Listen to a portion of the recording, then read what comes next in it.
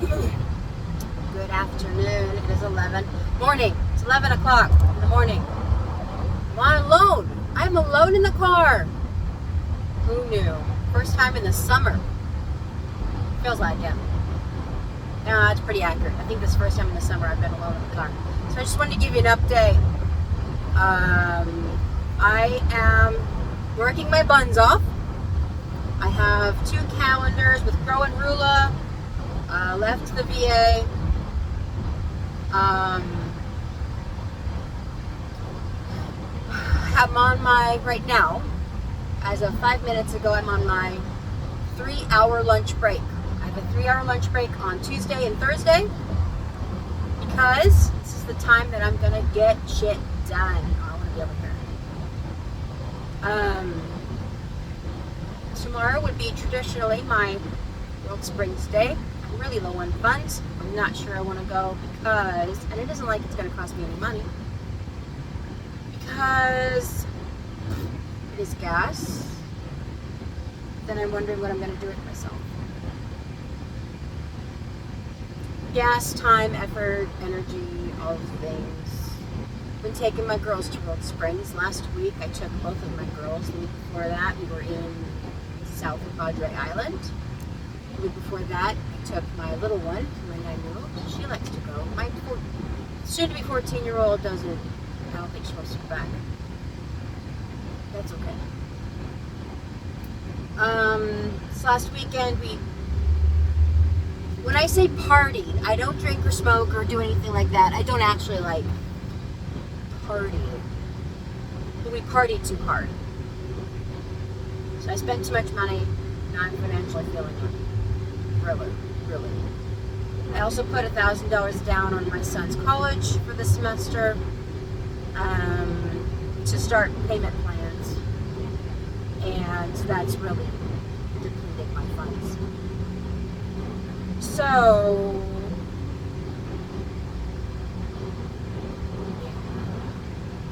I just realized next week is $1,000 car payment coming out, and I don't have it coming in. I will the day after they pull it. It'll be okay. It'll work out. So.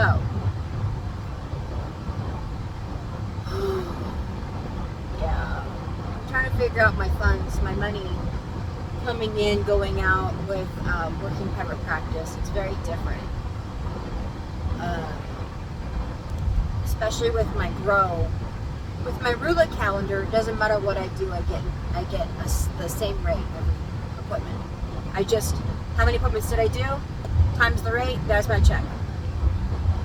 The grow calendar varies based on the insurance. It's kind of hard to estimate what I'm going to be getting because this next week is $700. The week after that is $900, and then after that I don't know yet. I'm still working on it. The week after that is this week, so this week's not done. So yeah, it's variable. It's hard to, for me, it's difficult to budget. So, other than that, emotionally I'm feeling okay. My marriage, we're working out the kinks and the details of, we've been so emotionally distant for so long. The move was hard on us. It was difficult. That we're trying to figure out and find each other again, which is interesting and fun, and it spices things up.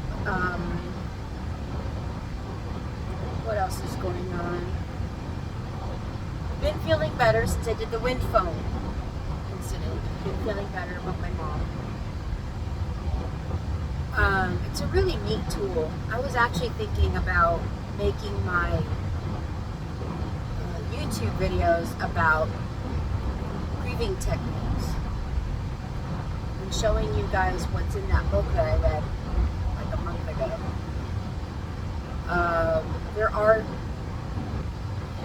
There are techniques that they use for grieving therapy, and wind phone is one of them. It's really helpful. Her birthday's coming up in a couple of weeks. My son's birthday is not this weekend, it's the 3rd, 8/3, and her birthday's 8/10. And I've taken those 2 Sundays off of work. What little hours I do like 2 or 3 hours a Sunday. It's not a big deal.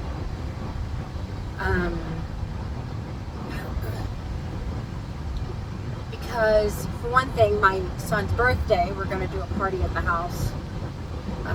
Not for his actual birthday. It kind of just, we haven't done a graduation party.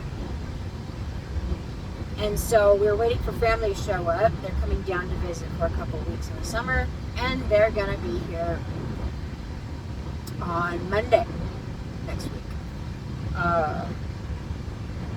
So, yeah, we got that coming, and so we weren't able to do any party in June or July. So waiting for them. He didn't want to do it on the 2nd, which is Saturday. He wants to do it on the 3rd, which is his actual birthday, when he's 18. He's a really cool kid. He works really hard. He just got a new job. And was it Saturday night? Saturday he worked like 9 hours total. I think it was 8.5. And yesterday he worked at his job, which was Monday night. Sunday night he worked 8.5 hours. And Monday, yesterday, I think he worked like 6. He's a really hard worker. He's working right now at my dad's house doing yard work. So, being an 18-year-old, he does odds and ends, hard work, food service, shit I'm not doing. I'm not doing that. No.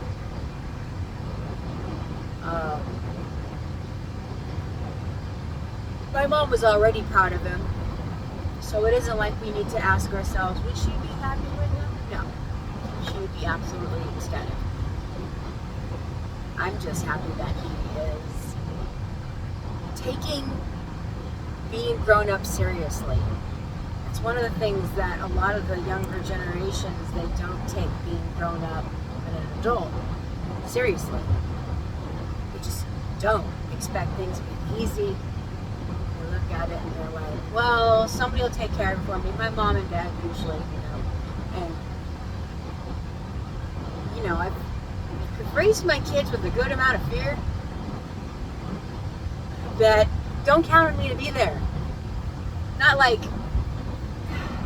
it sounds bad, not like I won't help, but like you are your best asset, and there will be times I really won't be able to be there, really, and I want them to be okay. I want them to be okay. I want them to know that anything that they need to do is completely within their own control of getting it done. Not at the expense of somebody else, not at somebody else's opportunities or wallet ability or financial, anything. They are in charge. You're in charge. Do it. So yeah. I gotta start saving money for taxes. That's a thing. So, I gotta stop spending money. This last couple of weeks,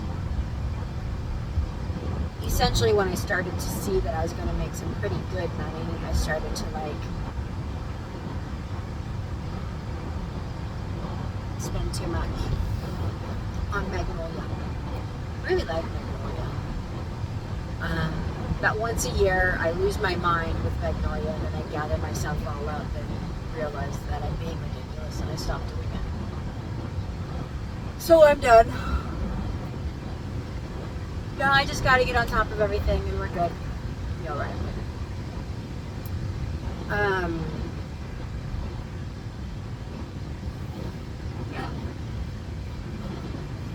So as far as how I'm doing,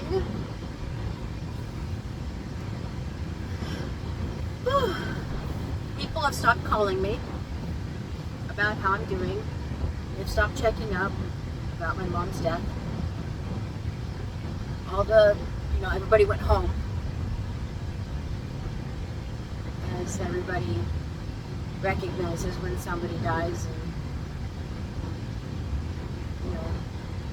life goes sideways. Eventually everybody goes home and moves on. And then we're stuck with the people who lost the loved ones. Are stuck with, what do we do now? Well, I have 4 kids. Life will always find a way to make me busy.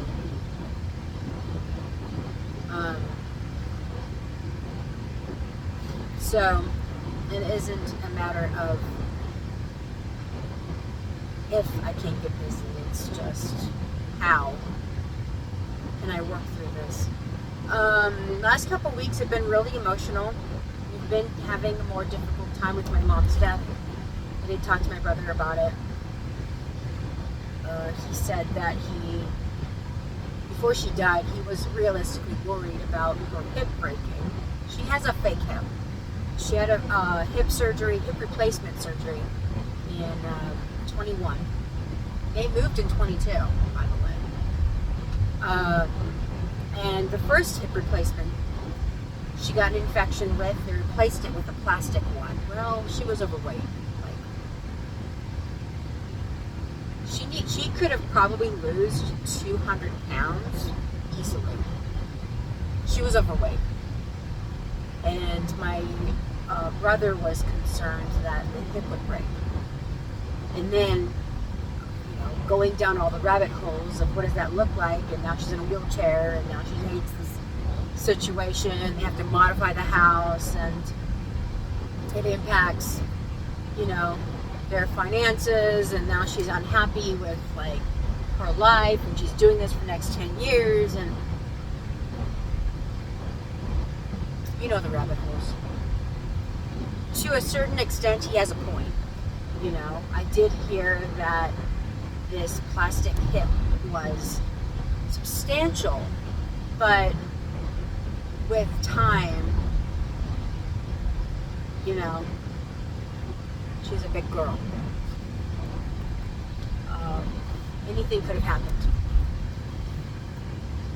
And so it's just looking at it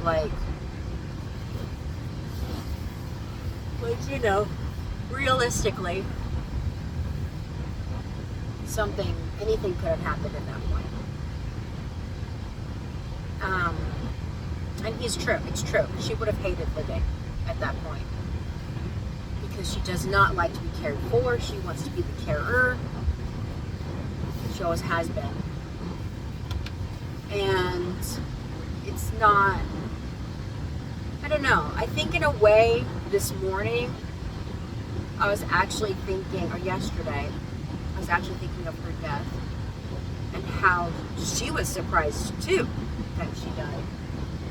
And I think God had to plan it that way. Because nobody got a heads up. Nobody got hey, shit's gonna go sideways pretty soon.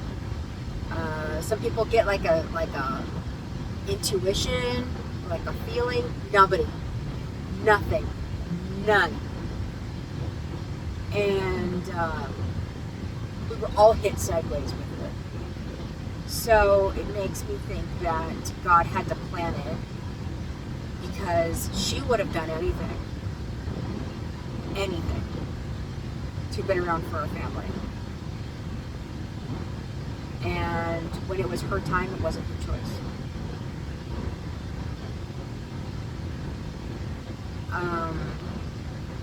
I know the family. My dad would have done anything to keep her. And at the expense of whatever he needs. Seriously.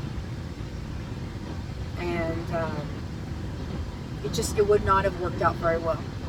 It really wouldn't. She couldn't die any other way than instant death. She had to go instantly in order for her to be okay and us to be okay. It's weird.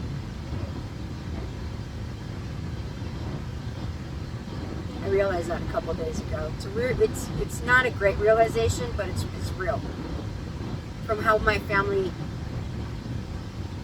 and the parents interacted with each other, they would have hell and high water.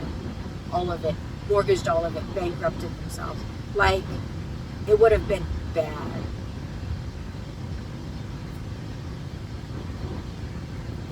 So, she had to go instantly. And realistically,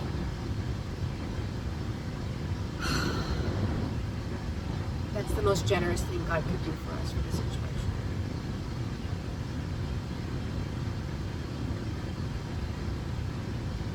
As fucked up as that is. That's the love. Anyway, I'm here. I am going to go have lunch with my dad. You guys have a wonderful day. Thank you for watching, sitting with me. 17 minutes in. I appreciate it. Have a great week. And I will talk to you later. I'm going to get some stuff together. We're going to look at some of the breathing exercises and activities that I can show you. And I'll get those together for our next couple of times together. Alright, thanks for watching. Bye.